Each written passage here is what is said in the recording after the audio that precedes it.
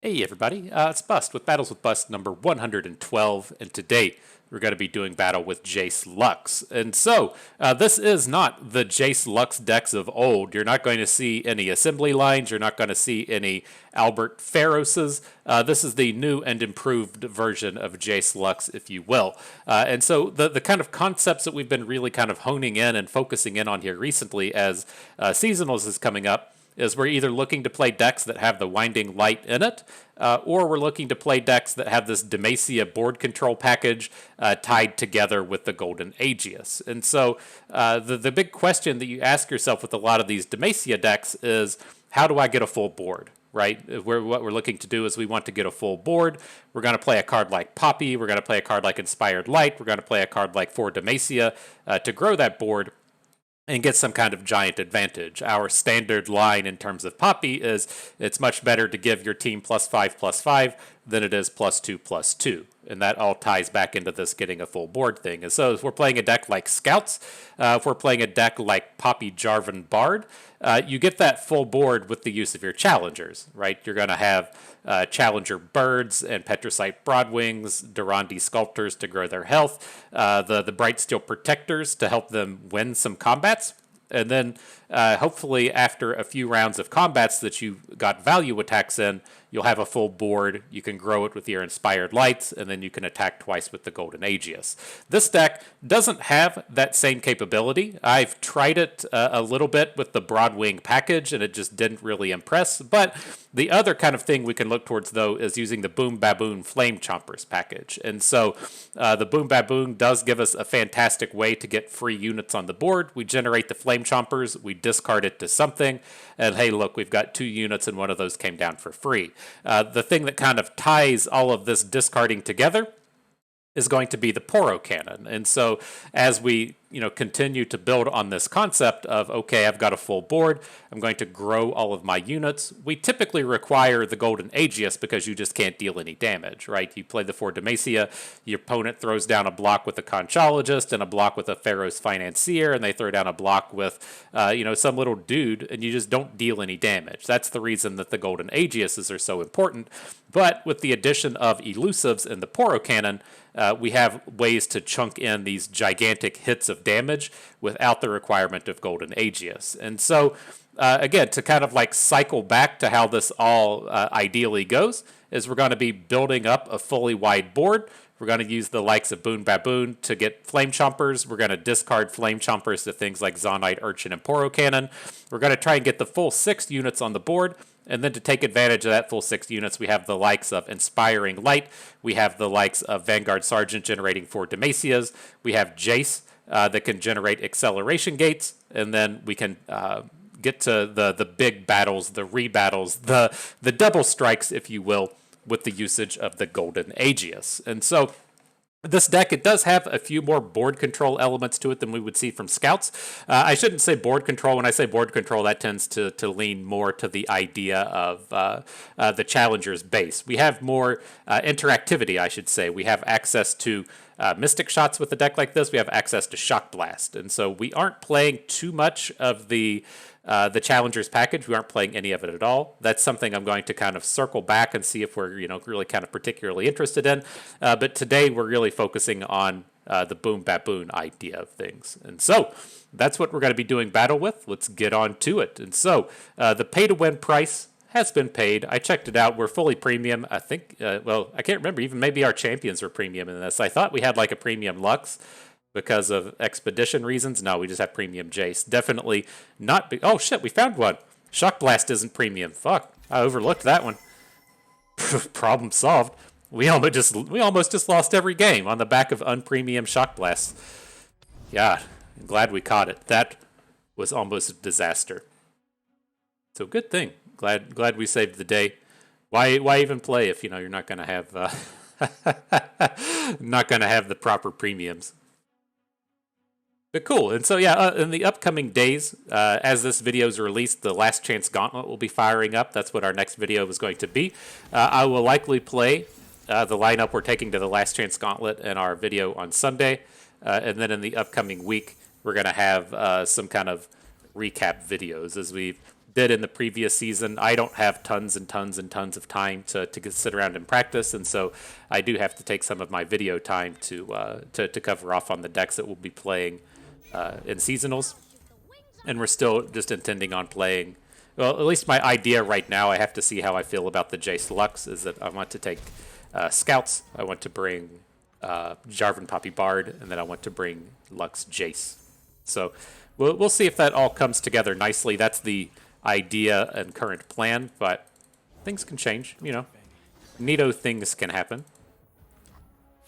But all right, back to the action here. This did not start as a particularly good draw, right? We picked up double Inspired Light Golden Aegis in our opener. That's not something that you're really looking to do. But with the addition of Zaunite, Urchin, and Flame Chompers, we can do a little bit more activity on this board now.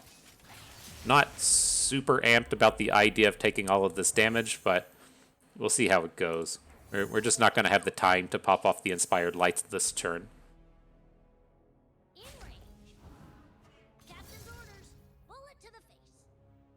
Alright, I think we're just stuck preventing the damage. The Gen deck has already picked up their Gen, so he's going to be good for another like 3 or 4 damage, even if he doesn't hit the board.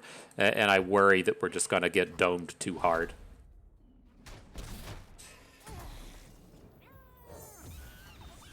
But we are having a pretty interactive turn next turn. We can play the Flame Chompers. We can use an Inspired Light.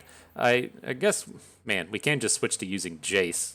That wasn't really the plan, but I think a Challenger Jayce might be the way to go after this. Seems obviously stronger than the Flame Chomper's Inspired Light, although it is technically less stats, right? We'd be getting 6 stats out of the Flame Chompers plus Inspired Light. Maybe that's how we do go about it. That lets us keep this 1 bank of mana, and then next turn we can play Jayce plus a second Inspired Light. I think I'm on board with this. Like, I really like the idea of being able to hook down multiple units this turn while still presenting 2 really strong attackers, right? So now we can hook down the Corsair, we can hook down the Spellslinger. He's going to decide, do I either want to just take 8 damage from these baboons, or do I want to give up my Gen? I like it. I like this sequence.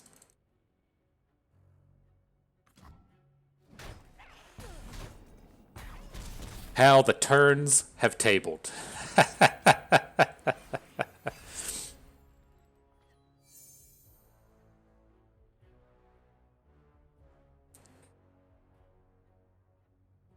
So we can see we don't have to Inspired Light this turn. The question we're going to have to ask ourselves is, do we want to open attack next turn? Which we probably do, if we're going to be real about it. This gives us a great opportunity to either open attack and then follow up with a Golden Aegis, or we can attack and then use a back-to-back in the middle of combat.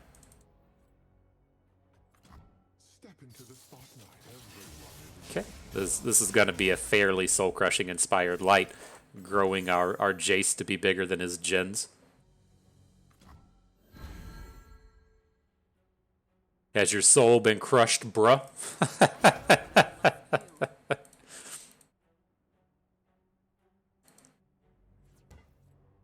He says, uh-oh.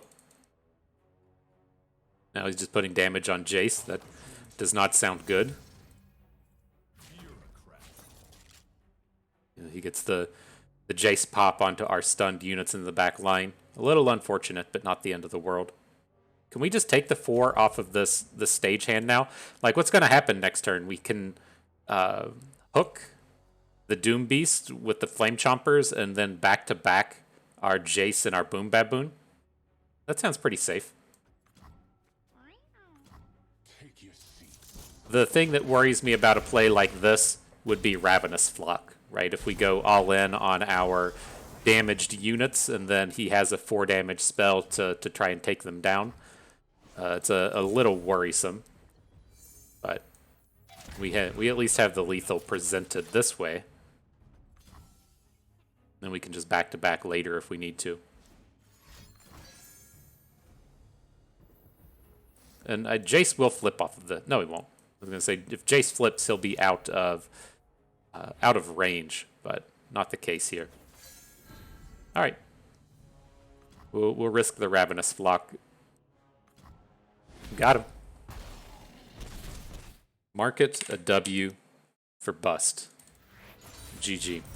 Now that's what I call progress. So yeah, that was at least a decent showcase of the usage of Inspired Light and the discarded Flame Chompers and such. I'm still not entirely sold that I would rather be doing that than just playing the Challenger package, but I am pretty sold on playing this like no assembly line version, much more early game centric board control package than I am with this with the Flame Chompers package. And so we'll see. I'm still mellowing it around in my brain piece, letting it swirl around and stuff.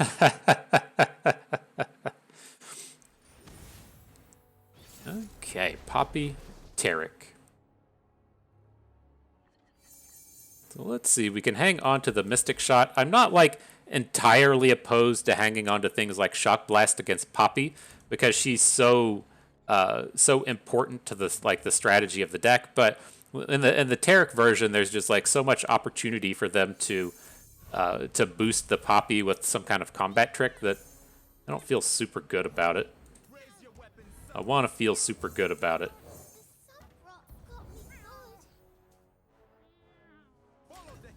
This is the kind of hand where Inspiring Light can pop off. We Poro Cannon into Flame Chompers into the double Poro. I don't think that's gonna be the case here, but you can get a lot of magic happening quickly.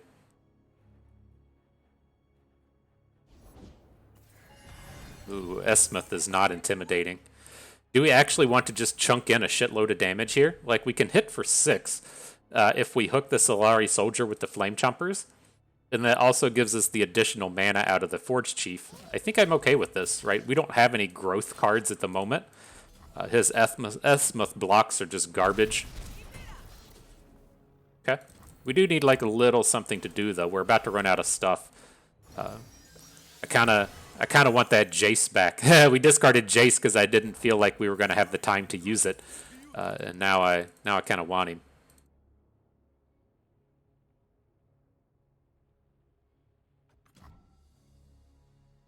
Oh. I was going to say we should have popped this Esmuth before combat, but he's not going to make us do it. Nothing beats field testing. Interesting.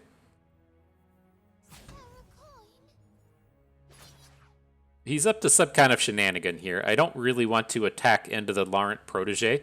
I mean, it could likely just be a like a sharp sight, but I don't know. I'm not real excited about the prospects here. So we're just gonna like play Tarek. Okay. Bust gives it a shrug. Say, aye, dude. Ooh, here come the big hits. Climb well, and good luck on your journey. Need a growing card real bad.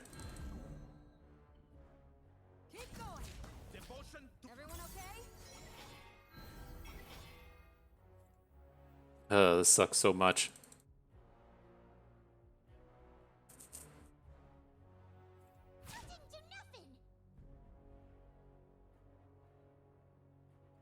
Okay. We're not going to be getting any like super successful ground-based combats out of here anymore. We're going to be counting on these Poros. We at least have a good Jayce hook back to take the Sojourners down, but we really got to find a game closer. Let's get started.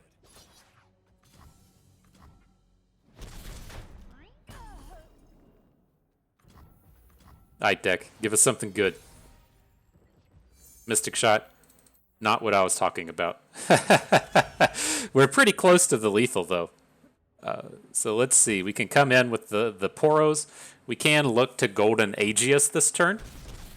Onto Jayce, hook down one of these other units. And then we do have the Mystic Shot in hand. Man, if he's going to give us this much opportunity without playing any cards, I guess he can go for like a big overwhelm play, and that would be kind of scary, right? If he has a Zenith Blade, we don't really have enough stats to deal with it. You're Tarek, the protector. Climb well, and good luck on Now, your let's see, if he Zenith Blades now, we at least have the opportunity to for Demacia. look sharp. Okay. Hold tight. I'm innocent. Meet them head on. You will not prevail. Something like that. Not worried about any of these units. Okay. Now we can look to go into next turn and for Demacia plus Golden Aegis for a kill. Even if he has like starts playing single combats and concerted strikes and stuff. Oh, awesome. Awesome. We were done with Jayce. We were done with Jayce, weren't we, bud?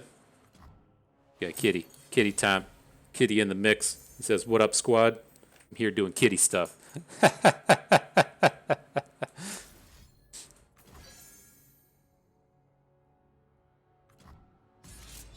All right, feels pretty good now.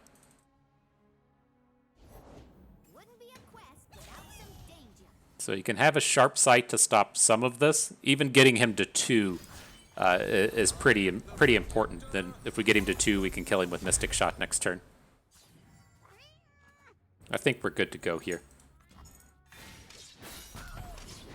But we want to wait on that, right? I want to get this Golden Aegis off because he's just going to open attack next turn. So we'll want to be able to respond to the open with the Mystic Shot. Cool. We won, kitty. We won. We fought our hardest, and it was enough. All right.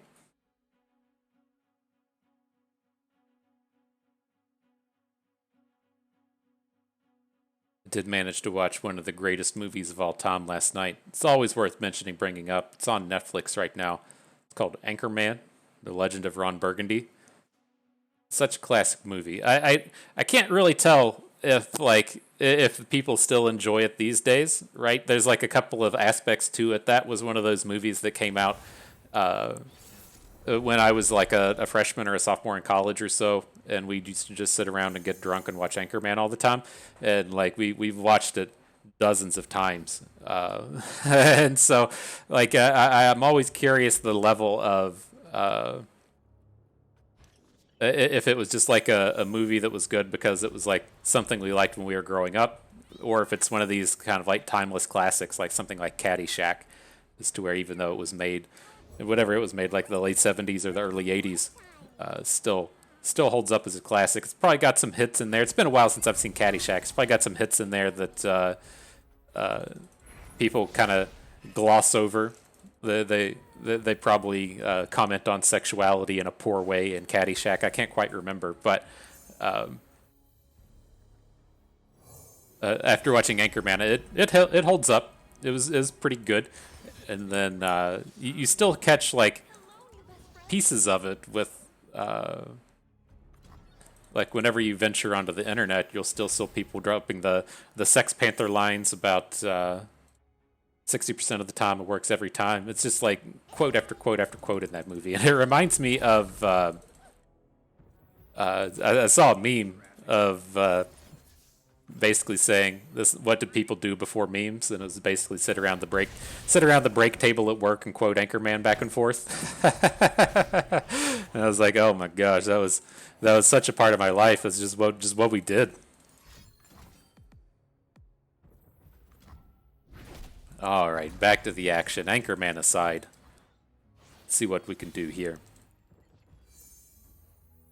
Okay. We can fill out this board. I would like to have one spell mana going into next turn so that we can play a Shock Blast, but that looks like it's going to be pretty easy to accomplish. Get the Vanguard Sergeant down. If we get to attack, that's great. If he starts adding dudes and we don't get to attack, that's fine as well. Not the end of the world. Anything else? Sure. So we do have a couple of angles of attack for this turn. We could potentially just play Lux, right? She comes down with a barrier. I'm a little bit worried about his board. Like, he might just open on us for this 5 damage slay attack, which is a little scary. But that's not really kind of playing to the theme of what this deck likes to do. He's like a little bit out of reach of burn range, and so I think he'd probably want to get some more units on board. But we'll see. He just brings the thunder. We can do this. Okay, so the next thing we'll be looking for is on turn 7, is to play both for Demacia and Golden Aegis. Hopefully get a kill that way. We need to get Jayce on board for that kind of thing, or we can use the Boom Baboon. Still just feeling a little bit better about this Shock Blast. Let's get these out of here. It just gives us like so much opportunity for board control with this additional Final Spark. Like even if he answers our Lux here, we can come down and kill one of his units. Okay. Interesting. So no Disintegrate. She can get Scorched Earth most certainly, but it's kind of limited. He's going to no-play us to get around the Final Spark. Okay. Like a fish in water. All right, so we're going to lead with the Boom Baboon. We would like to see him play an additional unit that we can hit with the Shock Blast. He says, no, thank you. I'm not offering that up. But we're just going to have to be set on this. Oh, man, he's going to have the answers to everything.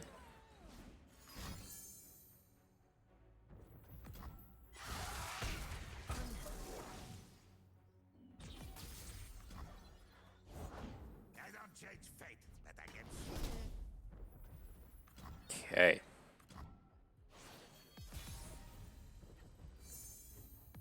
We kill with back-to-backs? Not yet. Not yet. We're going to have to contest this board. I don't think we have to worry about things like Decimate. That shouldn't really be what's coming out of the Twisted Fate deck. But I think we're at least okay at this point.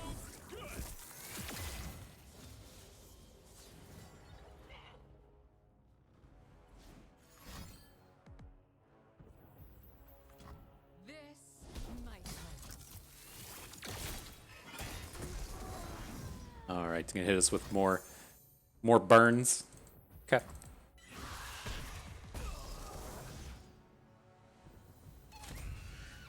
Let's just go ahead and trade out.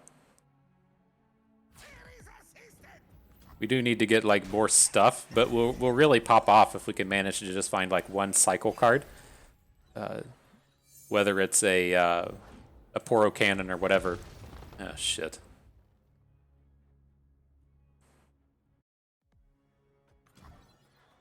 That was just the perfect hit. We just have no good answer to this tie balk.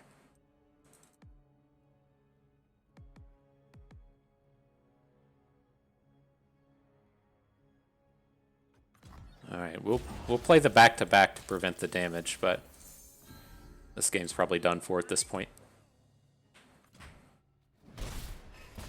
It does bring up one of the things that ultimately worries me about playing this deck, is if you take a peek at all of the units we're playing, like the Urchin, the Forge Chief, the Boom Baboon, the Pharaoh's Fancier all have 1 health, and that's kind of a scary position to be in. So, like with this deck playing both Make It Rains and Twisted Fates, they have lots of ways to come in and just take down our units. So, I worry about it a little bit.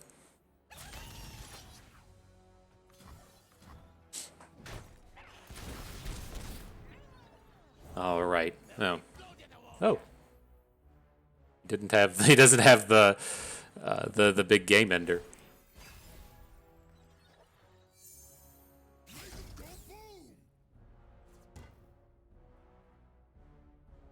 I'd love this if we get to play another unit. Damn. Okay.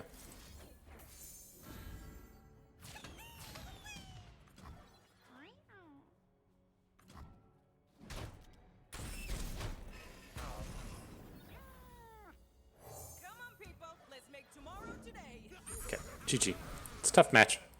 It's one of those matches as to where the more standard version of Jayce Lux has a little bit better of a time. The late game isn't quite as strong, but you have a lot meatier units that can deal with some of that early game a little bit better. But that's tough when their removal gets to line up against you perfectly. Right, they get to play their AoEs against literally all of your small units, but then use their Ravenous Flocks and their Scorched Earths and their Disintegrates on your only 2 big units.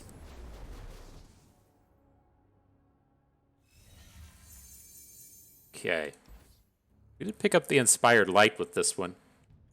Maybe we can hang on to it here. Let's see how it plays out. It's a card that I usually play like a little bit slower.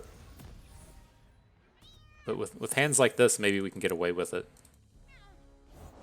Let's go make some friends, Tippers. The sun rock got me good. All right, well we got the full-on Inspired Light draw. Now it's just going to be a matter of if opponent has an AoE or not.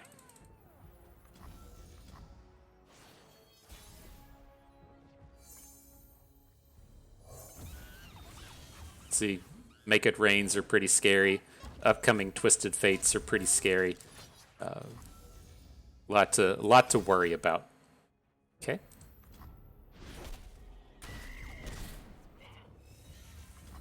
Curious if we should just kind of like slow down on this Poro Cannon plan.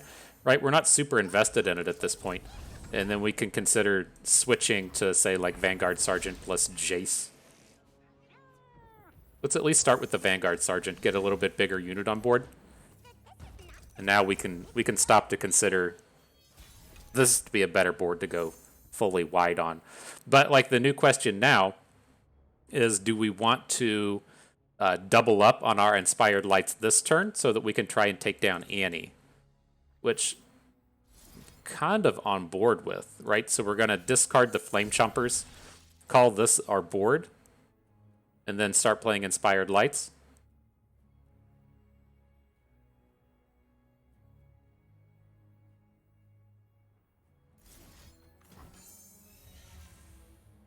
Okay, let's see where it gets us.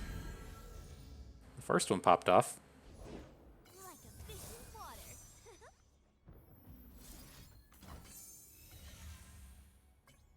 water. Okay. Maybe that'll work out.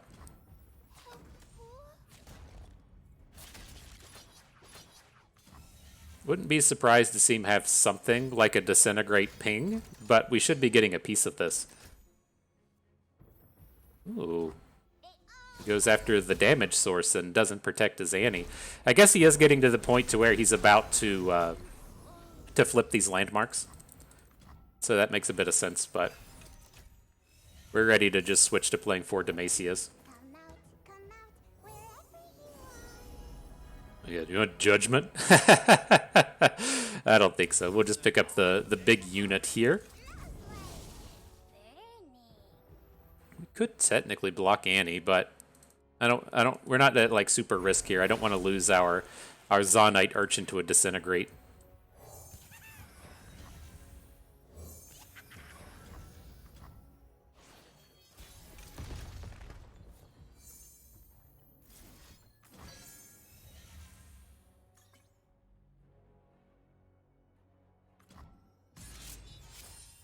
Okay. Anything helps.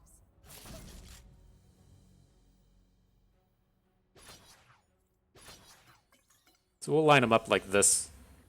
I would like to slam all this damage onto Tybalak if we can. If not, I think it's okay. All right, that one went a little bit better. Still doesn't feel like a great matchup, but they didn't hit us with any AoEs that game. And so we were able to just come out and build up our board.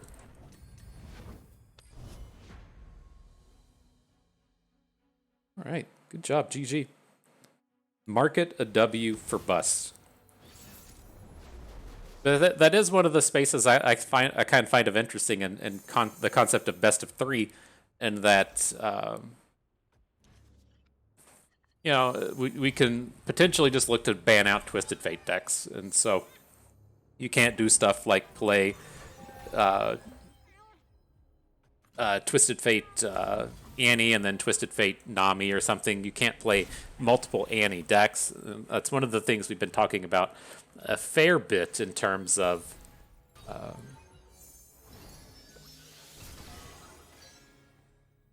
what's happening in best of three. But we'll see how that plays out. All right, so with this, back to this game. I didn't want to pick up that 6th cost generate a 5 cost unit because this deck plays like way too many homecomings and stuff. They have too many bounce spells. Progress Days is a little bit too expensive though. We shouldn't need the card advantage. The game should be over by that point. And so I'm looking to just pick up the Sputtering Song Spinner as a means to potentially do something. I want our Inspired Light back. Send it back. We are popping.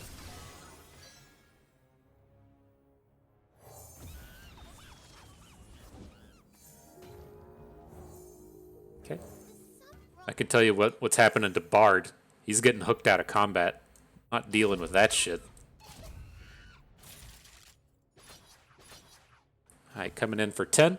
And then worth noting at this point, we do have 5 points of burn in hand. And so we're getting pretty close to just ending this game, even if it doesn't happen through combat damage. Now, these dum-dums do play a bunch of stuff like Deny, so we may find it a little bit challenging to try to close out the game with Shock Blast, but it's there.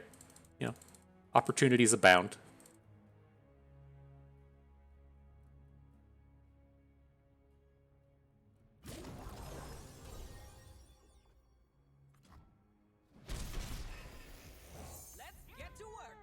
Let's see if they spend some mana and let us play Jayce. Then we can roll into next turn and look to play the Sputtering Song Spinner before we attack. Nothing beats field testing. So Homecoming here is not that bad. He doesn't have too many units on board. And so, you know, it's a big tempo play for them if they can bounce the Jayce and then we can't follow up with anything. But don't think that'll be the case here.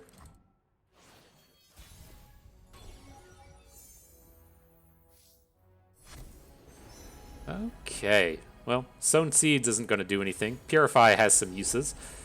Guiding Touch will at least draw a card. That'll be fine. And then Entreat to draw a champion. We're not going to be beholding the messenger.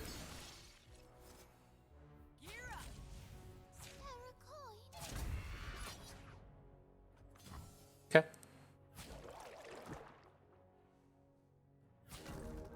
You call that sneaky? See if he's got anything for us here. I was hoping to punch in a little bit more damage, but at least we do get to ace a lot of his elusives. Homecoming onto Jayce.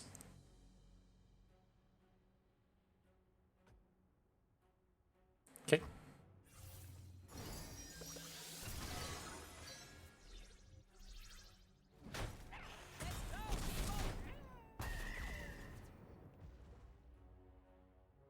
These cards aren't fleeting, right? I don't play too much in the ways of Sputtering Song Spinners.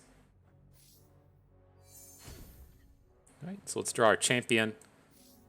No need to Guiding Touch right now. All right, next turn. We have like some potential to just get his Ahri as well. Now that we have the Purify, oh, they cost more than 0. That's the kicker to these cards. Gotcha. Shouldn't be able to flip Ahri this turn, but I also don't really want to be dropping Luxes on this board. She's just going to be too slow.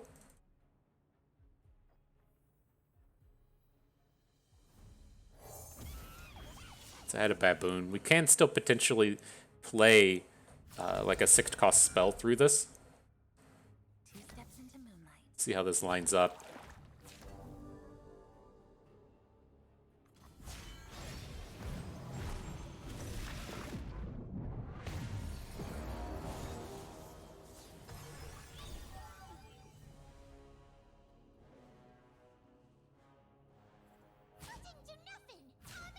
Do we ever want to play back-to-backs here? That becomes the new question. We can back-to-back and Rangers Resolve, so our units don't just die to Ahri.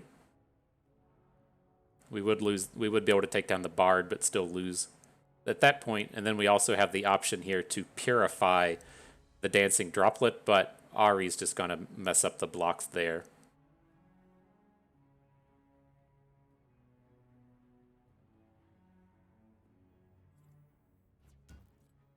All right, that's a little greedy to, to pull the unit back.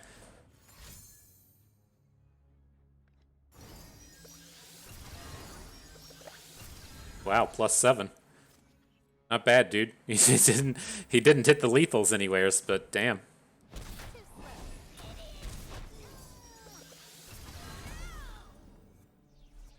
Alright, then I'm afraid we're just not going to be able to get on board for enough. We can add like one unit. It's not too exciting. Like we add Lux and just have her get hit with Homecoming. I mean, I guess it just kind of is what it is at this point. Are we going to win this game playing 2 Flame Chompers? No. He's going to be able to get a full board before we're able to attack next turn, and so we're going to have something just go right.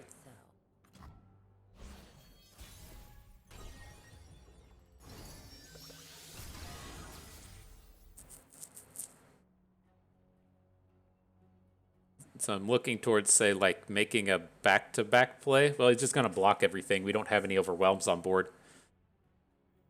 Alright,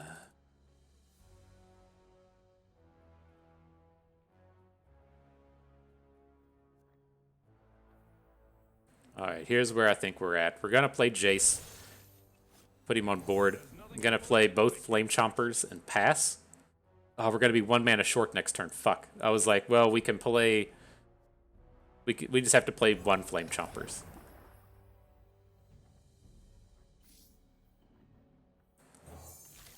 And now we just have to hope that we can both play back-to-back and a Jayce copy to Shock Blast next turn. Is it likely to work? No. But this is our means to popping off, especially if he just plays a unit here. Right? If he adds a unit to the board, we have lots of potential. We're going to be too slow.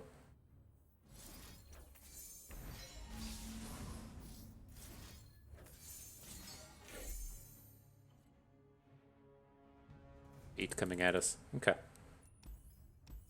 Tough.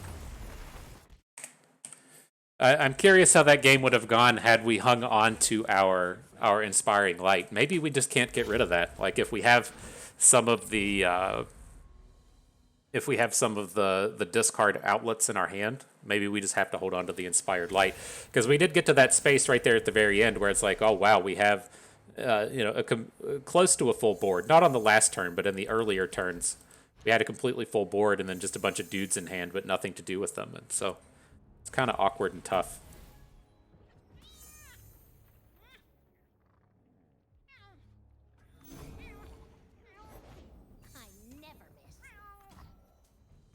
Okay.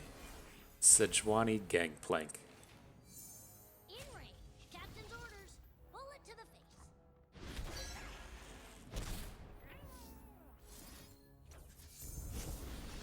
Gotta start getting dudes down. We gave it 1 turn. I wanted to see if we pick up a Flame Chompers or if we pick up a Boom Baboon. We did not.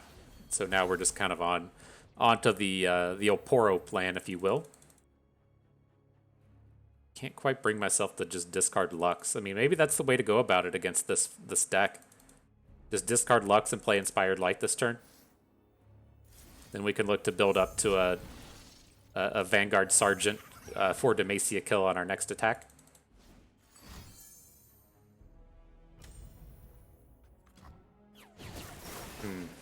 Alright.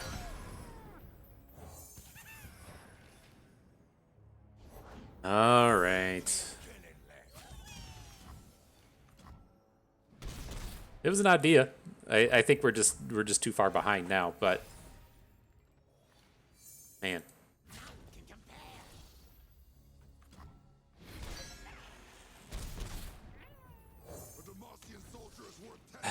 Okay. How do we get ourselves out of this one? We need a probably just like a golden Aegis would help.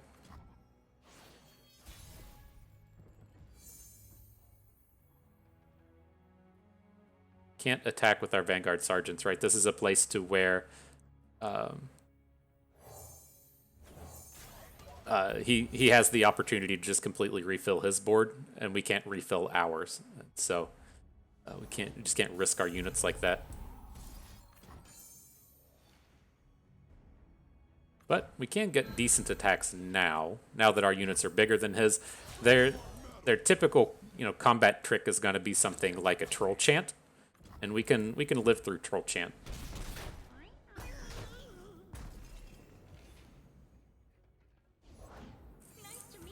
Okay, but see, this is fucking elusives. This is what I was talking about though, and that he can just refill his board. If we're coming down here and making trades, that's just not going to work, right? He's going to refill his board, and we're going to be losing out on units. But if we're getting value attacks, it's a different story. Carved from the savage cold.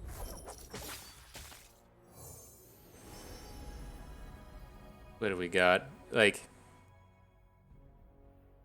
I'm leaning towards the Remembrance because the units that come out of it are kind of okay.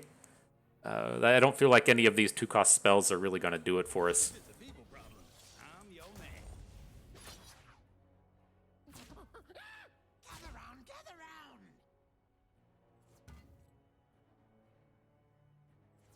So we're losing 1 unit. That's going to give us a 5-cost Remembrance. We probably just have to Mystic Shot this thing. It's pretty unfortunate, but I don't want to be falling to where we're just that super low.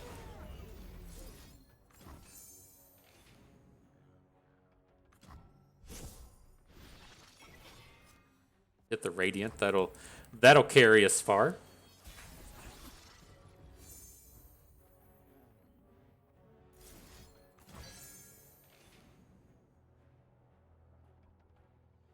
Can't attack with the Fancier into Sejuani, but the rest of our attacks are good.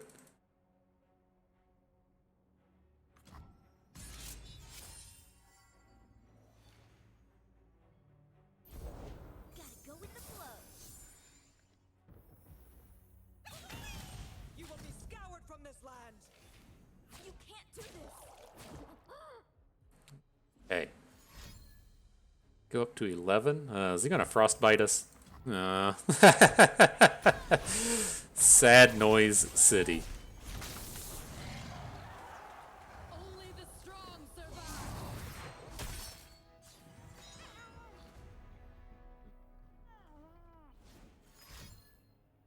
Okay. I ate it myself. All right. So interesting. It's like, uh-oh, I messed up my video thing again. It's like, so far in these games, the only thing that has felt bad is playing against things like Make It Rain and Twisted Fates and AoEs. And I'm curious if, while that's not like awesome feels in the latter, I wonder if people have kind of like caught up with the technology, right? As we were playing Annie Twisted Fate a few days ago, I was like really trying to make note of the strength of cards like Make It Rain, right? Just so many units in the format now between all of the units coming out of scouts pretty much all have the 1 health. And so it like just makes cards like Make It Rain and Twisted Fate incredibly powerful. And I wonder if we're just going to suffer from that as a kind of side problem. It's tough. Or if we should just be playing more Rangers Resolves.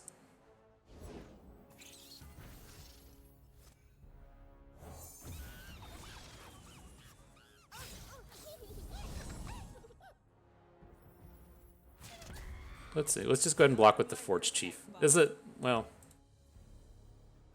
I don't want to take tons. He's playing the burn deck, right? He's not playing Annie Twisted Fate. So we should be preventing some of this damage. Maybe it is worth just preventing all of it. Just accepting that we're the control deck here. Okay.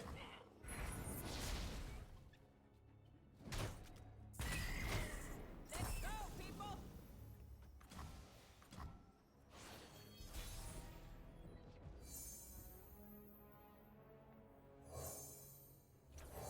Okay. Get us a freebie. Not the most exciting of boards. What we got here? Leaning towards just more shock blasts. So good against all of his units. I'm your man.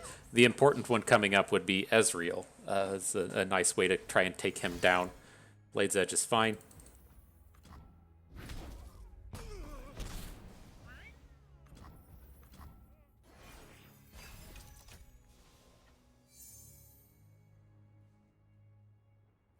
Play it. Play that Ezreal. Drop it. You didn't do it. He didn't do it, folks. Day for progress. What was he thinking?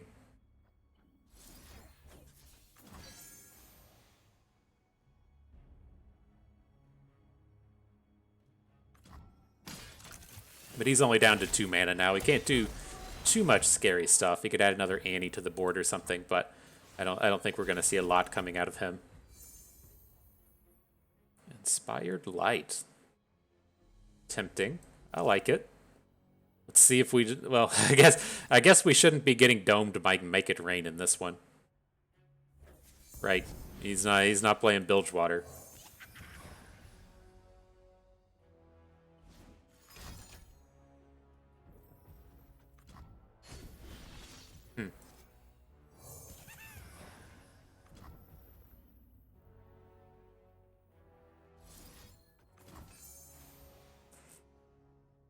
I think we just want to slam here, right? Just punch in the damage. I mean, if he gets a couple hits with that, with his units, I don't care. Might find ourselves just playing a Shock Blast next turn as well. Although we're getting to the point where we have to start thinking about sending them to face instead of just sending them at these dum-dums.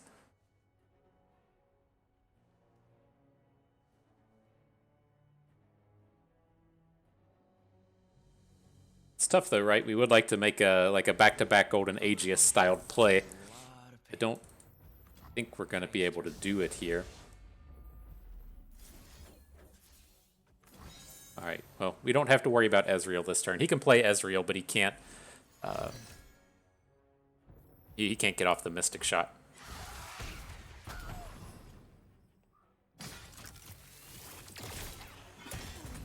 He's going to be bringing Tybulk to the world next turn.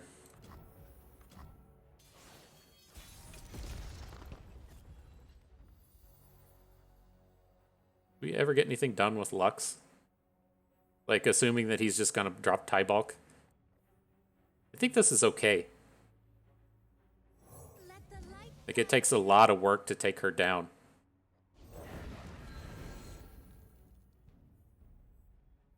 Into battle with hearts aglow.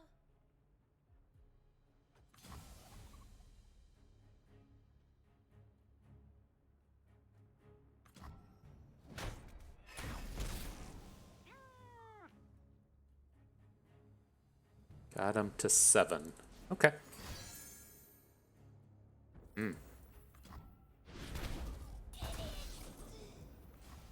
Okay. We could have looked to play with Ranger's Resolve there. I mean, maybe that was the best we were ever going to get out of it, but didn't.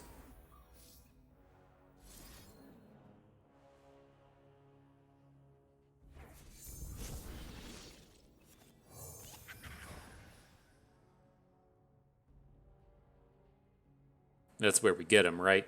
We're about to get got, son. Let's see what we can do. Oh fuck. We needed Lux real bad. We can generate the final spark here, but that's not going to be enough. Okay. So we're gonna have to try and get this back-to-back kill next turn. Kind of scary to try and do, but that's where we're at. Can back-to-back open attack. That'll be 8 damage, and then at least it is kind of in one of those spots to where if it fails, then we can still like punch in with 1 and hopefully do 4 and then another 4 with the Golden Aegis. All right, we got him. G. All right, our final battle. Let's see how it goes. Been an interesting set of games. Definitely need to get some more games in with this thing, but it's been fun. It's been real. I love it.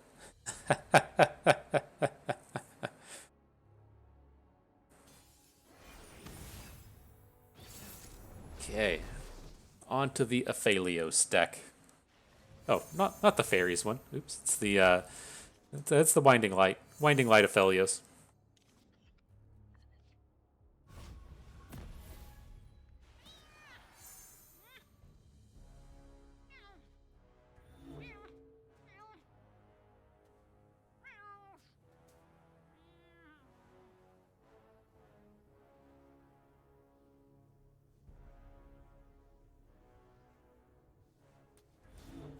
What you bringing on us, dude?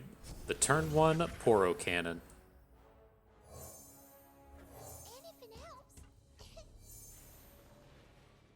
No blocks. Your attacks are good.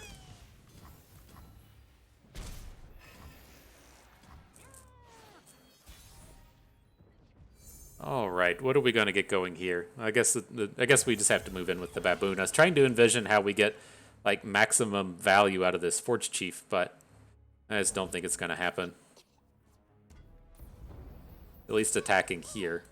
All right, we hit his Poro. He puts his 2-1 in front of our 3-1. We get the cycle out of the Flame Chompers. Everybody's doing the old cycle moves today.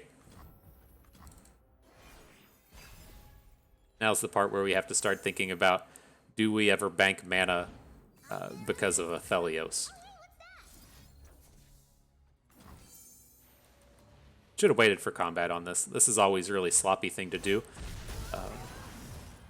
Now it's like if he has another Zoe, he can just play it. We should have waited till she was in combat.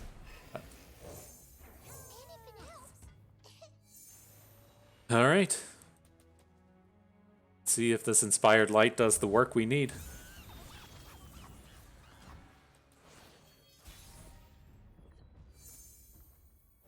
Let's get to work. Night flowers upon my blade.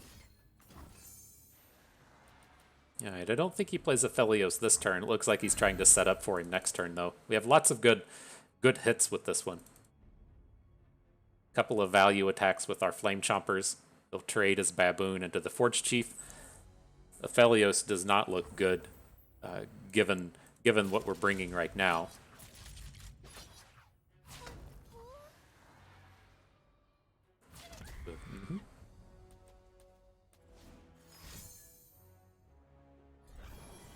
Okay.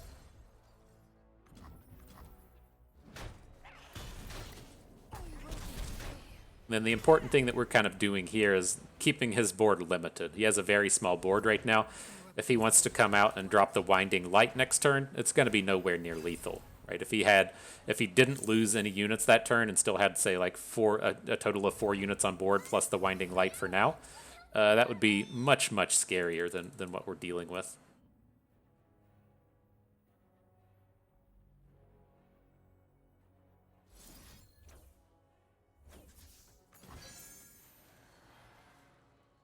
This is going to be quite unfortunate if he lands in Aphelios, but I think that the Vanguard Sergeant Golden Aegis combo is just too important in this match. And so I don't want to just risk getting rid of the Poro Cannon. He just clearly doesn't have Aphelios now. He could have the Winding Light in hand, which is scary, but Aphelios isn't here. Discipline and steel. Alright, so next turn, we want to have 10 mana banked up, so we need a full 3 bank off of this turn. We can add 1 Poro to the board, but that just feels like a little bit slow here. I think I just want to go ahead and make this strong attack, see if he decides to block any of it. If he blocks it, great. If he doesn't, that's pretty ballsy against a deck playing Shock Blasts, but we'll see how it pans out.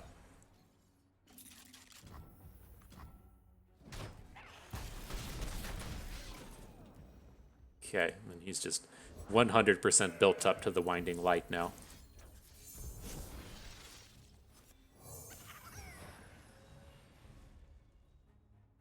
much mana do we have? 1, 2, 3, 4, 5, 6. So next turn we'll have 7 and we need 3. Okay.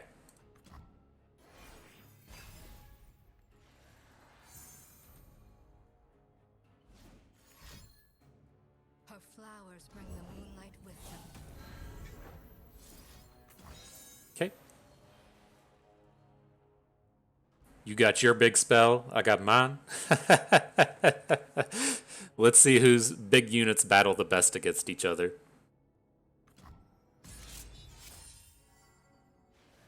We're not done though. We're not done, my friend. We're gonna battle a little bit harder.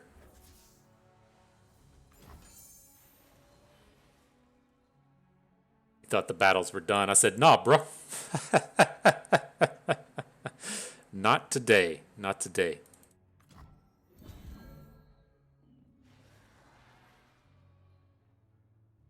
So we can crack back with everybody. He has to block all 3 of our units or he'll just die. I wanted to protect the Zonite Urchin since he has good blocks with like Mountain Goat and such. Maybe this was a mistake, not just protecting the Vanguard Sergeant at this point, but he has to make a lot of terrible blocks here. We will resist.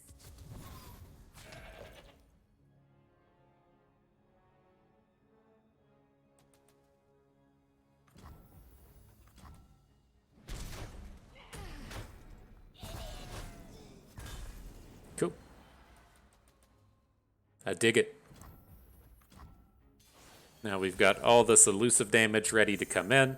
Jayce is an interesting addition to the squad. You're just leveled up. Let's see what we hit with the fancier, though. True Shot Barrage. Can't cast it this turn, but potential lethal. Wow, is this Aphelios?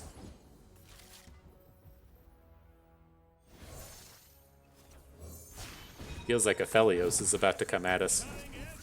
I want to get popped by a Calibrum. A 3 damage onto one of our elusives. We want to play around that a bit if we can. You can definitely prevent the lethal this turn, but okay. GG.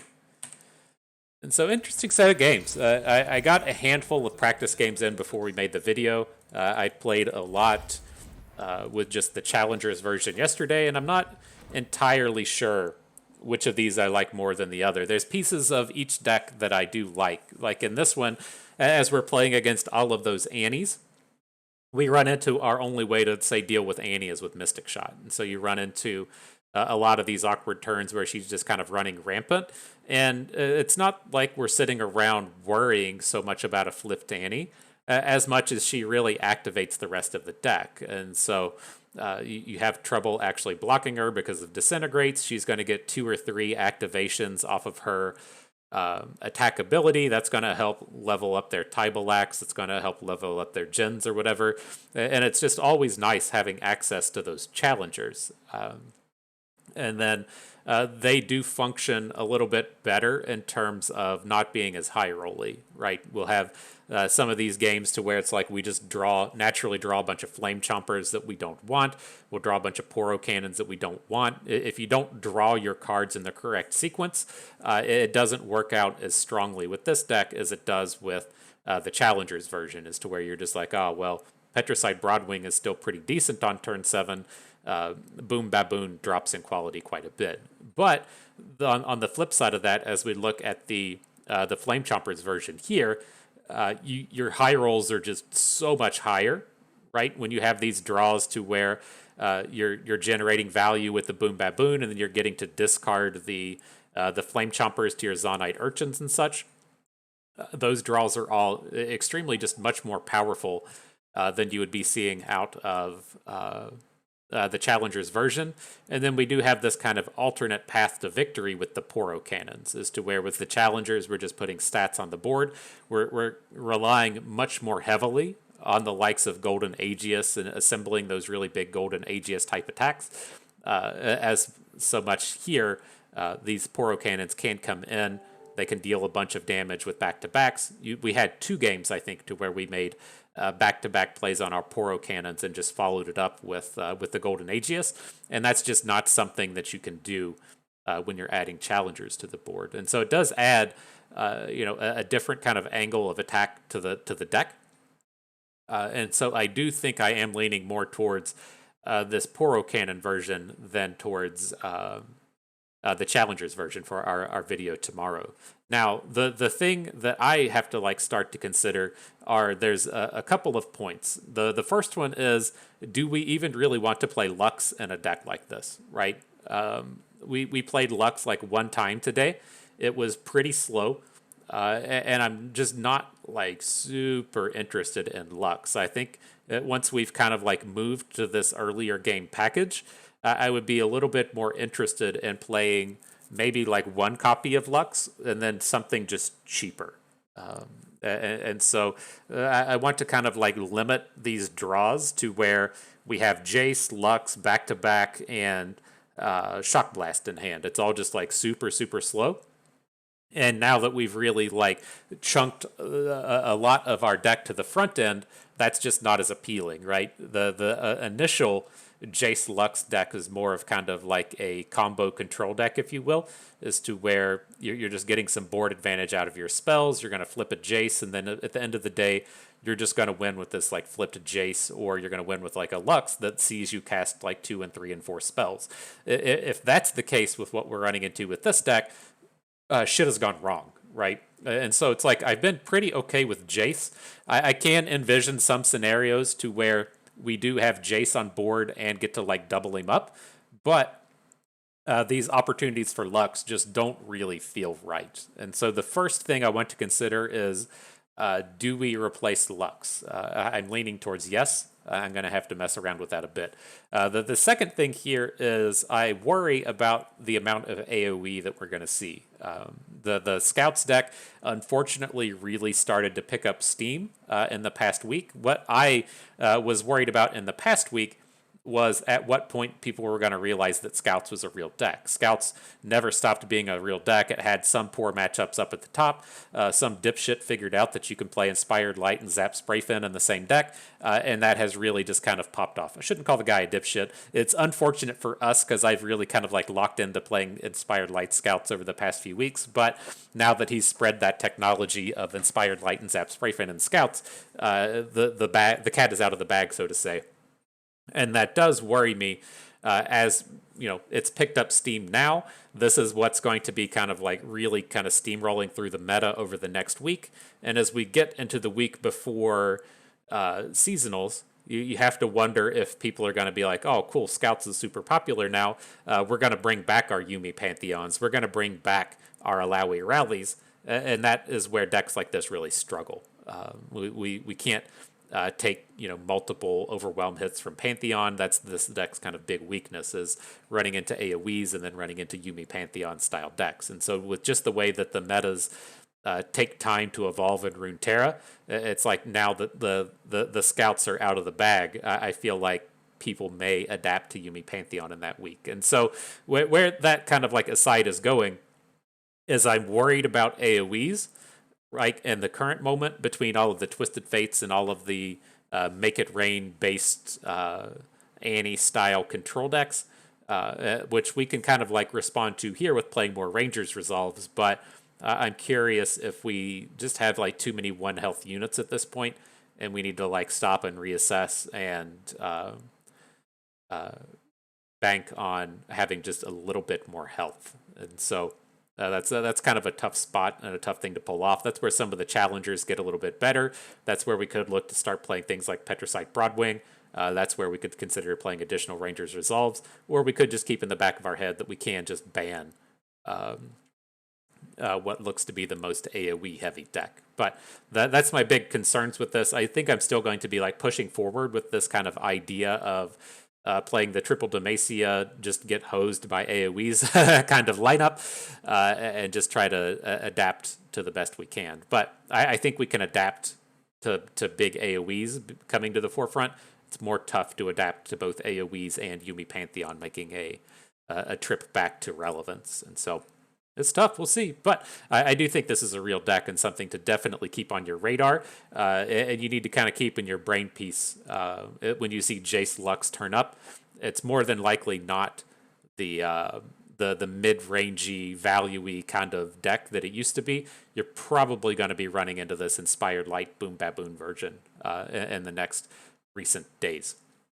But nonetheless, fun set of battles, lots to think about, lots to ponder. I hope you're pondering it as well. And that is going to do it for us today. And so, I hope everyone enjoyed the video.